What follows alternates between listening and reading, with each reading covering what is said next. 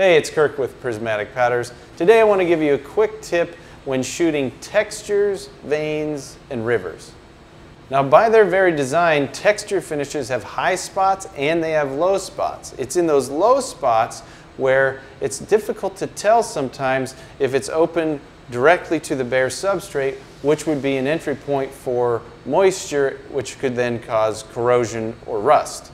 Now, our recommendation is to apply a primer base coat prior to applying a texture, vein, or river finish to ensure that the substrate is sealed away from any moisture which could cause corrosion. Now, it's important to note that we don't recommend applying a primer of any kind underneath a wrinkle finish. Wrinkle finishes should only be applied to a bare metal substrate.